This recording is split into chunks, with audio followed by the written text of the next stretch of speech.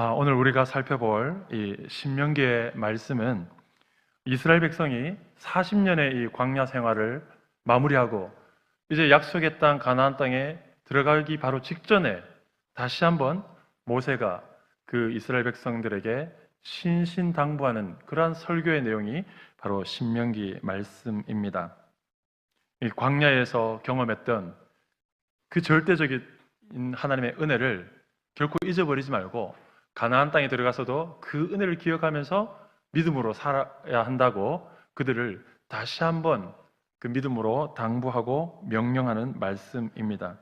그래서 우리는 이렇게 거듭하는 명령, 이렇게 신신당부하는 명령이라는 의미에서 이 성경을 신명기라고 부르게 되는 것입니다. 우리는 오늘 이 모세의 애타는 설교, 이 간절한 설교의 내용, 그 이 본문의 말씀을 통해서 우리가 크게 영적으로 두 가지 영적인 교훈을 좀 묵상해 보고 은혜를 나누기를 원합니다. 우선 그 첫 번째는 하나님께서 그 백성을 어떻게 돌보시고 입히시고 먹이시고 인도하시는 그 하나님의 섭리가 어떤 것인지, 하나님 우리를 이끌어 가시는 하나님의 그 섭리의 모습을 우리가 좀 살펴보고, 두 번째로는 우리 심령 가운데, 우리 마음속 가운데 베풀어 주시는 하나님의 은혜가 무엇인지, 이 두 가지에 대해서 우리가 좀 살펴보기를 원합니다.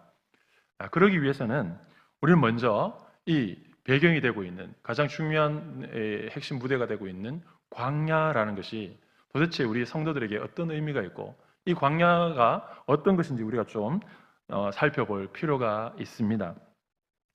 구원받은 백성들에게 광야는 어떤 의미겠습니까? 하나님의 자녀인 저와 여러분에게 이 광야라는 것은 도대체 어떤 의미가 있겠습니까? 여러분, 광야는 하나님의 백성에게 필수적인 과정입니다. 다시 말하면 성도에게는 누구나 이 광야의 시간, 광야의 장소, 이 광야의 처절함이 인생 속에 찾아온다라는 것입니다. 이스라엘 백성이 애굽에서 바로의 그 손에서 벗어나서 그 애굽을 떠나오게 되는 순간, 출애굽을 하는 그 순간은 이미 하나님이 그 백성을 구원하신 것입니다. 그러니까 구원의 시작인 것이죠. 그러나 그 구원의 완성은 거기에서 끝나는 것이 아니라 약속하신 가나안 땅으로 들어가는 것, 그리고 그곳에 정착해서 땅을 분배해서 사는 것, 그것이 하나님이 이스라엘 백성을 구원하시는 것의 완성입니다. 그러니까 시작은 출애굽을 하는 것이 이미 구원의 시작인 것이고 시작된 것이죠. 그러나 완성은 가나안 땅에 들어가는 것입니다. 그런데 오늘 성경은 이 시작과 끝 사이에 광야의 40년이 있다는 것을 우리에게 분명히 말해주고 있습니다. 이것을 통해서 우리가 깨닫게 되는 것은 무엇입니까? 하나님이 광야라는 인생을 하나님의 큰 그 백성을 구원하는 전체 과정 속에 함께 넣고 있다는 사실이죠. 그러니까 광야의 40년 세월은 그저 우리가 힘들게 고생하는 시간, 그저 삶의 어려움을 겪으면서 그냥 하나님의 은혜와 멀어진 그런 시간들, 그런 장소가 아니라 이 광야의 40년 이 시간은 바로 하나님의 크신 구원의 은혜의 범주 안에 들어있다는 것이죠. 그러니까 시작된 구원이 완성되는 과정 속에 이 광야 40년이 분명히 들어있다는 것을 말해주고 있습니다. 그래서 성도라면 누구나 구원의 완성 가운데서 이 광야의 시간을 겪게 된다는 것이죠. 그래서 우리가 지금 혹시 여러분의 삶 속에서 정말 힘들고 어려운 광야의 시간을 겪고 있고 누구에게도 말할 수 없는 정말 아무도 나의 편에 들어주지 않는 그러한 시간을 겪고 있다면, 가장 외로움 가운데 있고 절박한 순간에 있다면 여러분, 그것은 이상한 것이 아닙니다. 그것은 저주를 받은 것이 아니고 그것은 심판을 받은 것이 아닙니다. 그것은 구원의 완성을 향해서 너무나도 또렷하게 나가고 있는 걸음이라는 사실이죠. 그래서 우리는 지금 이 순간에 어떤 인생을 겪고 있다 할지라도 우리는 하나님의 변함없는, 하나님의 실패할 수 없는 구원의 계획, 구원의 길을, 구원의 여정을 지금 걷고 있는 것입니다. 그래서 가나안 땅으로 완성되는 일에 우리가 지금 나아가고 있는 것이죠. 여러분, 우리가 지금 이 광야의 길을 걷고 있다면 그것이 하나님의 큰 구원의 계획 가운데 여전한 은혜의 길 가운데 있다라는 사실을 좀 더 여러분이 확신할 수 있도록, 우리가 좀 더 확신할 수 있도록 제가 몇 가지 성경에 있는 광야 가운데 내몰렸던 사람들의 이야기를 들려드리겠습니다.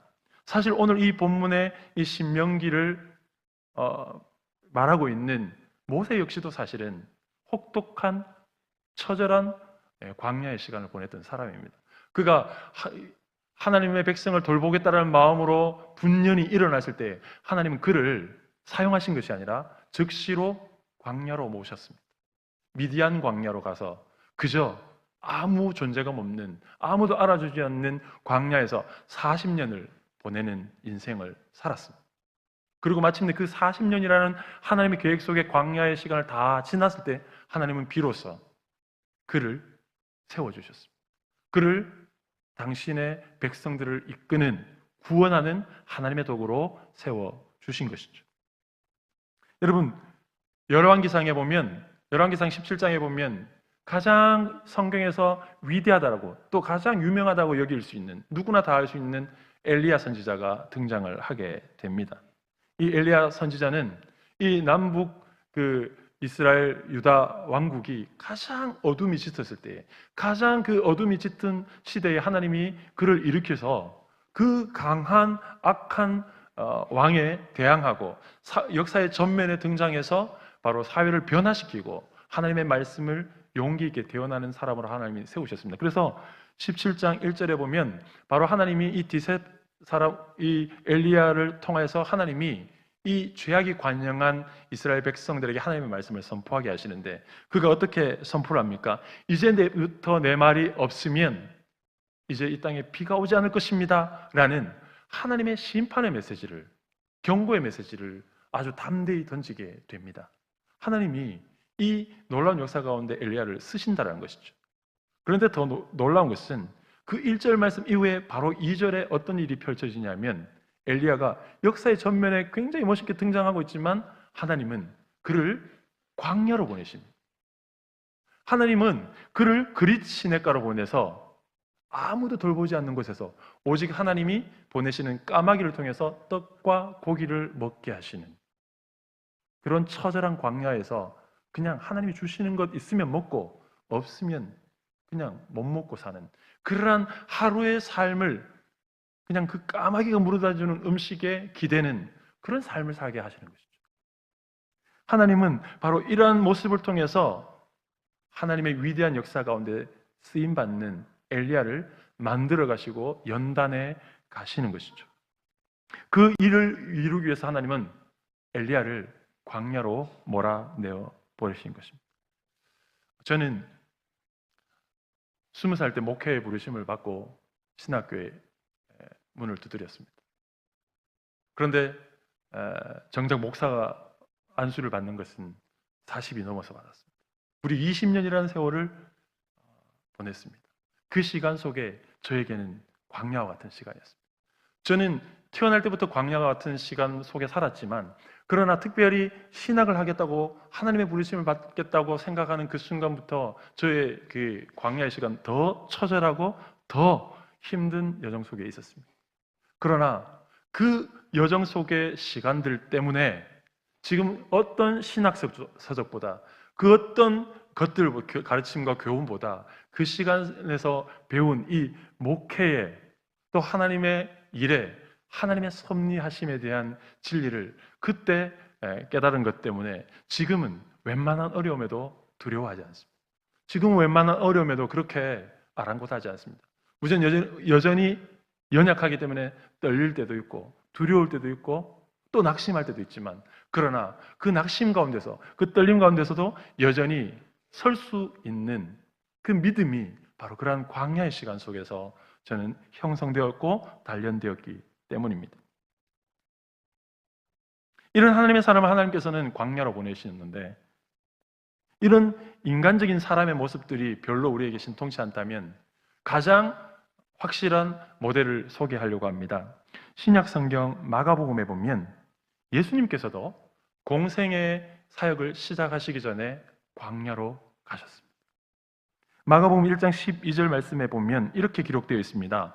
성령이 곧 예수를 광야로 몰아내신지라 이렇게 말하고 있습니다. 참 주목할 단어들이 있죠. 광야로 갔는데 누가 했냐면 성령께서 주도하셨고, 또 그 광야를 성령께서 주도하시는데 어떻게 말하고 있습니까? 몰아내셨다라는 단어를 사용하고 있습니다.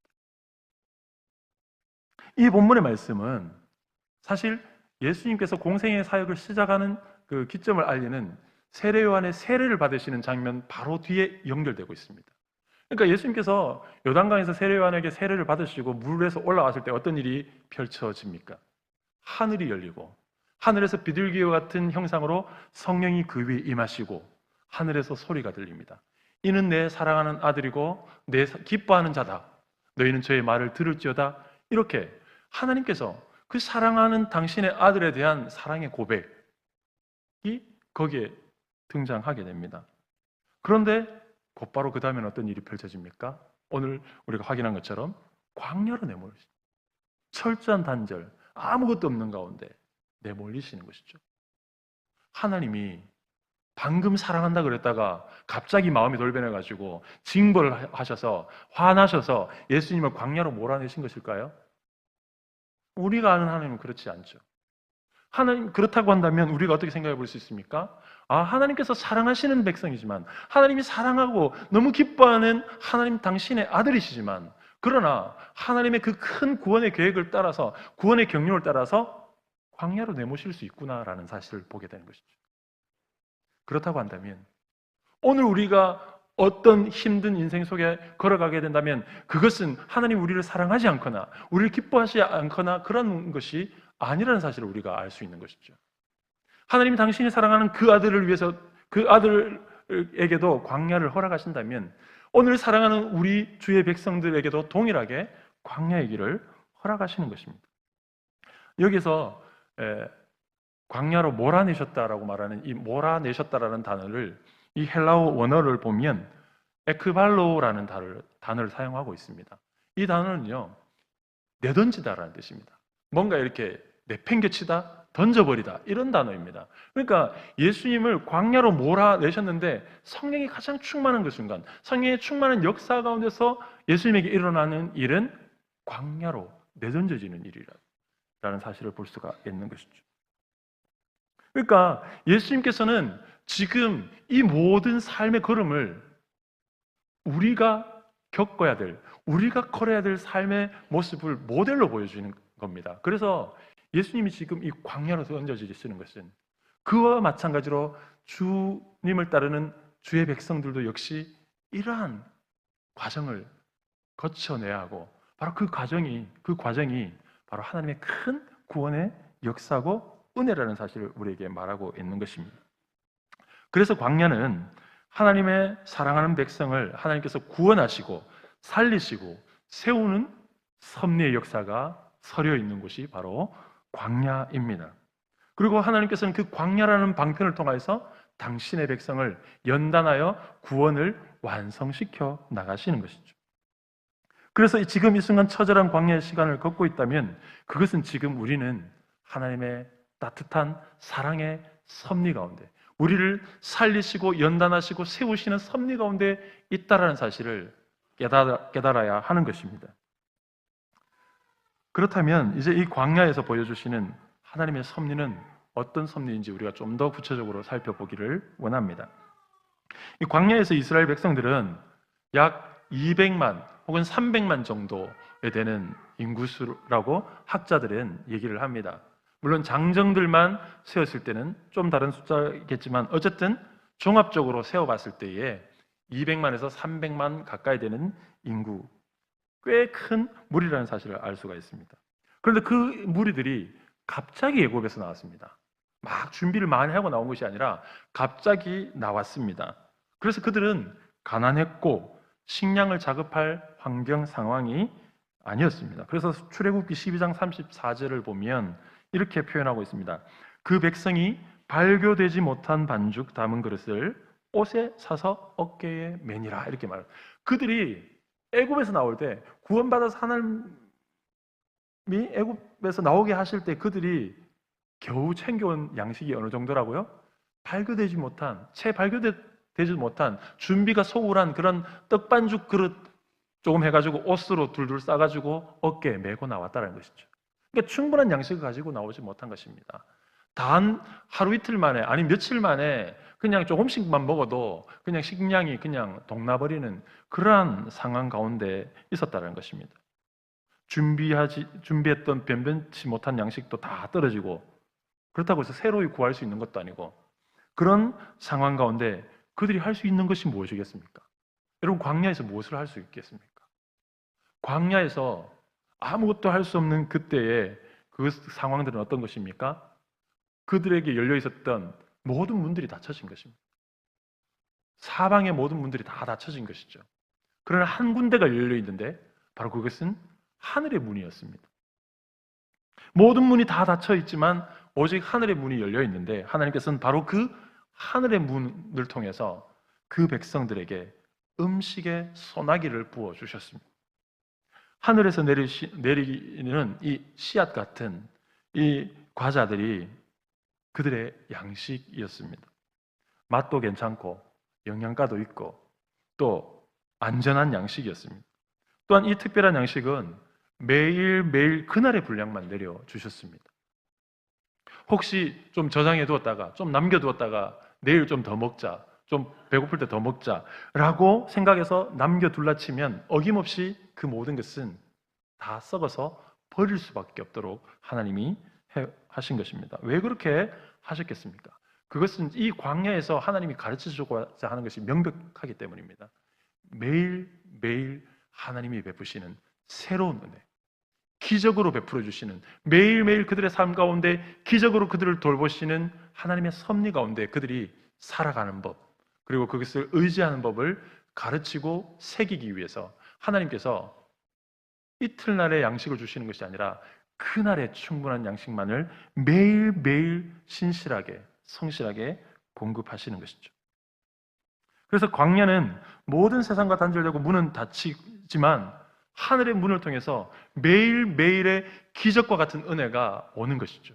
여러분, 사람이, 우리가 도저히 할 수 없는 불가능한 상황, 무엇이 할 수 없다고 생각하는 그 일들, 그런데 하나님은 하실 수 있는 일, 그것을 우리는 기적이라고 말합니다.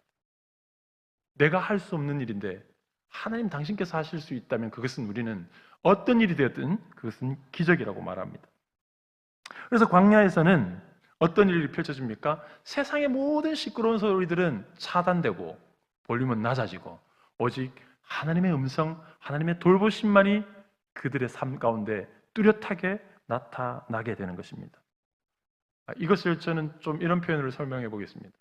마치 남녀가 연인 사이라면 그들이 아주 좁은 곳에, 단둘만이 있는 곳에 거기에 있으면 거기에서 더 사랑이 깊어지고 더 친밀감이 깊어지는 것이겠죠. 서로 아무 감정 없는 남녀를 좁은 방에 한 2, 3일만 놓아둔다면 어떻게 될까요? 없던 감정도 생기게 마련인 것입니다. 그런 측면에서 생각해보면 하나님이 그 사랑하는 백성을 광야 가운데 내모시는 것은, 나오게 하시는 것은 바로 그 속에서 하나님과 1대1로 대면하는 시간, 하나님과 서로 집중하는 시간을 가지는 하나님의 은혜의 방편인 것입니다. 그래서 그 광야 속에서는 모든 일상이 하나님의 기적입니다. 모든 일상이 바로 하나님의 사랑의 손길인 것이죠. 그래서 만나는 그들이 이제껏 먹어본 적이 없고 열조들도 알지 못하는 기적이었습니다. 바로 기적의 양식이 만나였습니다. 이것뿐이 아니라 오늘 본문은 더 놀라운 하나님의 은혜, 하나님의 기적을 우리에게 설명해 주고 있습니다. 4절 말씀인데요. 이 40년 동안에 내 의복이 헤어지지 아니하였고 내 발이 부르트지 아니했다, 이렇게 말하고 있습니다. 여러분, 놀랍지 않습니까? 여러분, 혹시 이런 브랜드를 본 적이 있습니까? 이런 명품을 본 적이 있습니까? 40년 동안 그 척박한 광야에서 마구 입었는데 헤어지지 않다뇨. 혹시 이런 업계에 종사하시는 분이라면 이 물건을 과연 도입할까 말까 좀 고민이 될지도 모르겠습니다. 도입하면 좋을 수는 있는데 한번 팔면 새 물건을 못 팔지 않겠습니까? 어쨌든 하나님께서 이 놀라운 기적을 이스라엘 백성에게 베풀어 주신 것입니다. 이집트에서, 애굽에서 나오는 순간 입고 걸쳐왔던 그것이 40년 동안이요. 무려 40년 동안이나 헤어지지 않았을 뿐만 아니라 발도 부르트지 않았다고 말하고 있습니다. 여러분, 신발이 딸지 않았다는 것이죠. 신발이 허물어지지 않았다는 것입니다. 여러분, 신발이 그럴 수 있습니까? 저는 신발을 굉장히 험하게 신어서 조금만 신어도 밑창이 많이 딸습니다. 그래서 아무리 비싼 신발을 사도 얼마 되지 않아서 그 신발에 문제가 생깁니다. 그런 저로서는 정말 이런 신발이 있다면, 이런 은혜가 있다면 얼마나 좋을까. 늘 그 신발에 문제가 생길 때마다 살 수 있는 그런 형편도 아닌데 말이죠. 그래서 저도 이런 은혜가 있었으면 하는 생각이 들 정도로 하나님의 은혜가 놀라웠던 사실이죠. 여러분, 이렇게 상상할 수 없는 정도의 기적으로 도배되었던 이 광야의 삶을 신명기의 말씀을 통해서 이스라엘 백성에게 잊지 마라, 잊지 마라 이렇게 지금 모세는 설교하고 있는 것입니다. 여러분, 이제 그들은 광야 생활을 이제 마무리하고 젖과 꿀이 흐르는 하나님의 약속의 땅에 들어가게 됩니다. 그러면 광야에서 생활하고 가나안 땅에서 생활은 완전히 다릅니다. 광야에서는 모든 하나하나가 하나님의 은혜 없이는 살아갈 수 없었다면 가나안 땅에서는 자신들의 힘과 노력으로 뭔가를 얻어내고 모을 수 있고 저장할 수 있는 그러한 생활을 하게 됩니다. 말하자면 환경의 문이 열리는 것이죠. 땅의 문이 열리는 것입니다. 그래서 더 이상 이제 광야에서 있었던 이런 기적은 그들의 삶에 필요가 없는 것이죠. 그래서 기적이 없는 삶을 살게 되는 곳입니다. 하지만 모세는 이 광야에서 먹은 양식과 헤어지지 않았던 옷과 의복의 기적을 항상 잊지 말라고 가르칩니다. 여러분, 그들의 눈에는 이런 광야에서 선명했던 기적은 사라지지만 하나님의 그 역사는 또 한 번 그들의 삶 가운데 기적과 같이 그들의 삶을 지탱하게 되는 것입니다. 여러분, 광야에서는 눈에 보이는 기적이었다면 가나안 땅에서 그들을 붙드시는 기적은 이미 베풀어 놓으신 기적, 이미 기적으로 그들에게 허락하신 그것을 누리며 사는 삶이기에 눈에 보이는 기적 없이도 살아갈 수 있는 기적적인 삶이 바로 가나안 땅에서의 삶인 것입니다. 여러분, 우리가 빵을 한번 생각해 봅시다. 우리가 빵을 먹으면 기분이 좋아지고 힘이 납니다. 그리고 또 몸에 에너지가 생기죠. 그런 일들이 빵을 통해서 일어날 수 있도록 누가 그 일을 만드셨습니까? 누가 그 빵 안에 사람에게 힘을 줄 수 있는 영양소가 있도록 하나님께서 만드셨습니까? 누가 그 빵을 만드는 밀가루 안에 사람의 기분을 좋아지게 하고 사람에게 힘을 북돋우고 사람의 건강을 유지할 수 있고 생명을 지탱할 수 있는 생명력을 불어넣으셨습니까? 여러분, 우리가 빵을 먹을 때 아무렇지도 않고 먹고 있지만 사실은 하나님께서 그 빵 안에 생명력을 끊임없이 불어넣고 있기 때문에 그 빵 속에 있는 그 영양소가 우리의 생명을 지탱하는 것입니다. 하나님께서 천지 만물을 창조하셨을 때 하나님께서 모든 만물들을 만드시는 기적을 우리에게 먼저 보여주셨습니다. 여러분, 하나님이 천지 창조를 하셨을 때 그 순간순간은 다 기적이었습니다. 그러나 그 기적의 순간을 아담과 하와는 보지 못했습니다. 눈으로 볼 수 없었습니다. 그러나 하나님은 그것을 다 기적적으로 만드신 것이죠. 그 창조의 과정 속에 누가 손을 댈 수 있었습니까? 우리 가운데 누가 그것을 흉내낼 수 있었겠습니까? 그럴 수 없었죠. 하나님이 다 하신 것입니다. 그래서 기적이죠. 그런데 그 기적으로 만들어 놓으신 우주 만물, 그리고 에덴 동산 위에 하나님이 아담과 하와를 세워 주신 것입니다. 그래서 에덴 동산 안에 하나님이 다 예비해 놓으셨다는 것은 이미 기적적으로 예비해 놓으신 것을 그들이 누리고 사는 것이죠. 그래서 눈에 보여지는, 당장이 이루어지는 것 없이 그냥 내 손으로 따먹고 내 손으로 취하는 것이라 할지라도 그것은 다 이미 허락해 놓으신 기적의 역사로 그들의 삶을 돌보는 것이죠. 사랑하는 성도 여러분, 하나님이 기적 없이 우리는 살아갈 수가 없습니다. 내 힘으로 내 능력으로 하는 것 같아 보여도 그것은 다 하나님이 우리에게 기적적으로 우리를 돌보시는 은혜입니다. 사랑하는 여러분, 지금 눈에 보이지 않아도 하나님은 놀라운 기적으로 지금 저와 여러분의 삶을 붙들고 계심을 믿으시기 바랍니다. 이제 우리는 두 번째 이 영적인 교훈을 좀 살펴보기를 원하는데요. 하나님께서 광야에서 이스라엘 백성을 만나로 먹이신 것은 그들로 하여금 떡으로 사는 인생이 아니라 하나님의 말씀으로 사는 인생임을 가르쳐 주기 위해서입니다. 여러분, 말씀이 선포되는 곳에 기적이 있습니다. 하나님께서 우주 만물을 지으실 때에 말씀하시는 순간 기적의 역사로 창조되었죠. 하나님 빛이 있으라고 하는 순간 기적적인 역사로 그냥 빛이 생겨나는 것입니다. 하나님이 하늘이 있으라고 말씀하시는 순간 그렇게 되는 것입니다. 그래서 하나님의 말씀은 창조의 능력이고 기적의 능력입니다. 마찬가지로 그 말씀을 우리 사람들에게 하시는 말씀이라면 그 역시도 우리에게 기적의 역사로 나타나게 되는 것입니다. 사람은 떡으로만 살지 않습니다. 사람은 하나님의 입에서 나오는 모든 말씀으로 살아야 합니다.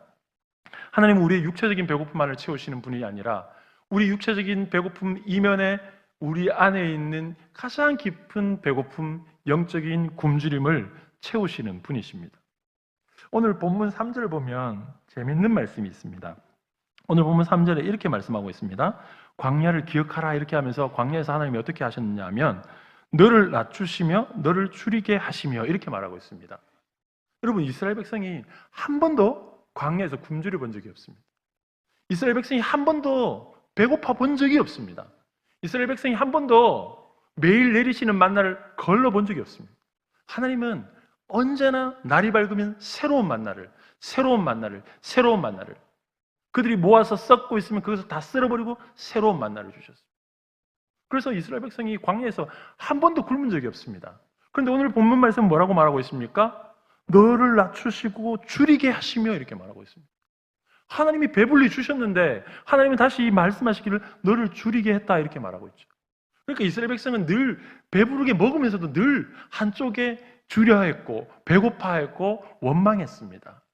그것은 단순히 육체적인 것이 아니라 영적인 것을 포함하는 것이죠.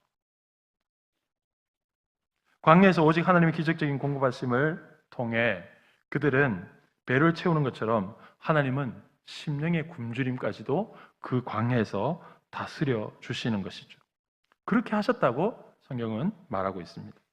여러분, 이 배고픔은 아주 맹렬한 고통입니다. 여러분, 이스라엘 백성이 만나를 한동안 잘 먹었지만 실증내고 원망하기 시작했습니다. 그래서 우리가 고기가 먹고 싶습니다. 고기 먹게 해주십시오. 이렇게 따지고 드니까 하나님이 그 기도를 들으셔서 어떻게 하셨습니까? 바람에 메추라기를 핫대로 부어주십니다. 민수기 11장 31절 보니까 이렇게 말하죠. 바람이 여호와에게서 나와서 바다에서부터 메추라기를 몰아 진영 곁 이쪽 저쪽 곧 진영 사방으로 각기 하루길 되는 지면 위에 두 규빗쯤에 내리게 했다 이렇게 말하고 있습니다. 여러분, 두 규빗은 이 성인 남자의 이 팔 손끝에서 이 팔꿈치까지 길이를 말하고 있습니다. 그럼 이거를 2배니까 여러분 적어도 이런 정도의 땅에 쌓이게 한 것입니다. 놀랍지 않습니까? 메추라기가. 이 메추라기가 다 어디 있었을까요? 여러분, 우리나라는 아주 강력한 치킨 소비국입니다. 그 많은 닭이 어디서 날까요? 사실 참 궁금합니다. 그 많은 닭이 어디서 나서 어디서 공급되는 것일까요? 다른 데서 가져오면서 국산이라고 속이는 걸까요? 하나님이 이들의 고기 먹고 싶다는 소원에 하나님 들으시고 메추라기를 날려주셨는데 이만큼 주십니다. 여러분 생각해 보십시오. 내가 너무 배고픈데 하나님 고기 먹고 싶습니다 했는데 하나님이 갑자기 치킨을 하늘에서 막 5마리, 6마리 뿌려주신다면 어떨까요? 생각만 해도 기분이 좋아지는 것 같습니다. 여러분, 그런데 백성들이 어떻게 했는가 하면 민수기 11장 32절에 이렇게 말하고 있습니다. 백성이 일어나 그날 종일 종야와 그 이튿날 종일토록 메추라기를 모으니 적게 모은 자도 10호멜이다 이렇게 말하고 있습니다. 그리고 진영 사면에 두고두고 먹으려고 쫙 펼쳐놨다 이렇게 말하고 있습니다. 그러니까 무슨 말입니까? 그렇게 먹고 거두어들여도 여전히 배고픔이 그들에게 남아있는 거죠. 여전히 굶주림이 남아있는 거죠. 우리는 그렇습니다. 오늘 하루 먹고 나면 배부르면 배부를 것 같은데 안 그래요. 내일 거, 모레 거 좀 있어줘야 그래도 좀 배불러요. 우리는 오늘 지금 당장 한 그릇 뚝딱 했다고 해서 실제로 배를 부를 수 있지만 그러나 여전히 부족함을 느껴요. 내일 뭐 먹지? 다음에 뭐 먹지? 하는 그런 게 있기 때문에 항상 더 채우고 싶은 욕망이 있는 것이죠. 이스라엘 백성도 마찬가지였습니다. 아무리 먹어도 채워지지 않는 굶주림이 그들에게 있었죠. 근데 하나님께서는 그것을 영적인 문제로 연결시키고 있습니다. 그래서 육체적으로 뭔가 채우는 것에 만족하는 것이 아니라 영적으로 참된 만족을 누리면 그런 것으로, 헛된 것으로 계속 채우는 것에 만족함을 찾지 않는다라는 것을 말씀하고 가르쳐주고 있는 것이죠. 여러분, 요한복음 4장의 사마리아 여인이 우물가에서 주님을 만납니다. 그런데 이 여인은 이 남편의 사랑을 통해서, 남자의 사랑을 통해서 그 목마름을 채우고 싶었던 여인이었습니다. 그래서 이 남자, 또 헤어지고 저 남자, 이런 식으로 5명, 6명의 남편을 거느렸지만 만족함을 누리지 못했어요. 그런데 이 우물가에서 예수님을 만나고 복음의 말씀을 듣고 난 다음에 어떻게 됐습니까? 그 내면에 있었던 그 자신의 영적인 목마름이 해결되면서 들고 왔던 물동이를 던져버리고 마을로 들어가서 복음의 말씀을 전합니다. 여러분, 이 물 떠오는 것이 육체적인 일이지만 그러나 그 내면의 깊은 영적인 문제를 주님은 관심을 가지고 계시다는 것을 볼 수가 있죠. 하나님은 우리의 영적인 문제, 마음 안에, 심령 안에 하나님이 놀라운 은혜를 베푸시는데 그것을 바로 말씀을 통해서 우리에게 베푸시기를 원하신다는 것입니다. 이제 다시 본문으로 돌아와서 모세가 이스라엘 백성을 광야의 사건들을 기억하라고 당부하는 것은 만나가 맛있었다, 만나가 정말 특별했다, 그것을 기억하라는 것이 아닙니다. 그것은 그들이 만나를 통해서 그들을 진짜 먹이시는 것이 무엇인지, 그들을 진짜 삶을 지탱하는 것이 무엇인지 깨닫게 하신 것을 기억하라는 것이죠. 그래서 오늘 본문 말씀에 그렇게 모든 하는 일들, 이 이유는 3절에 사람이 떡으로만 사는 게 아니라 하나님의 말씀으로 산다는 것을 가르쳐주고 깨닫게 하기 위해서라고 성경은 말하고 있습니다. 여러분, 이 광야라는 말은 히브리어로 미드바르라고 하는 단어를 사용합니다. 그런데 이 미드바르라는 단어는요, 히브리어에서 말씀이라고 할 때에 다바르라는 말을 사용하는데 이 말이 바로 이 광야라는 미드바르의 어원이 되는 겁니다. 그러니까 이 광야는 말씀과 연관된 단어죠. 그러니까 하나님은 하나님의 백성을 말씀을 통해서 먹이시는 일을 바로 이 광야에서 하신 것입니다. 인생의 처절함 가운데서 하나님은 그 처절함 가운데 그 필요한 뭔가를 채워주시기 전에 먼저 말씀으로 채워주시고 심령의 만족함을 주게 하시고 그 만족함으로 지금 내가 육체적인 결핍 속에서 이거 정말 필요한 것인지 아니면 내가 욕심을 부리고 있는지를 깨닫게 하는 것이죠. 영적으로 배부르게 하셔서 육체적인 결핍에 대해서 우리가 바른 시선을 보게 하는 겁니다. 여러분, 광야에서 하나님은 그 백성들을 먹이십니다. 말씀을 마무리하기를 원합니다. 하나님 우리를 구원의 길로 인도하시는 분이십니다. 그 구원의 길에는 분명히 광야도 포함되어 있습니다. 하지만 그 광야는 절망이나 좌절이나 외로움이나 징벌의 땅이 아니라 하나님과 더 1대1로 가까워지는 그러한 자리입니다. 더 사랑의 깊이가 깊어지는 자리인 것이죠. 분명한 기적이 있는 삶을 통하여 기적이 없는 삶을 살아갈 수 있는 새로운 기적을 경험하고 누리도록 배우는 것이죠. 지금 광야를 걷고 있다면 주저 말고 낙심 말고 하나님을 더 찾으시길 바랍니다. 오늘도 이러한 믿음을 가지고 광야에서 줄이고 낮아져도 오히려 감사하고 기적 없이도 능력 있게 살아가는 새로운 기적을 맛보고 누리는 복된 삶을 살아가는 저와 여러분이 되기를 간절히 소망합니다.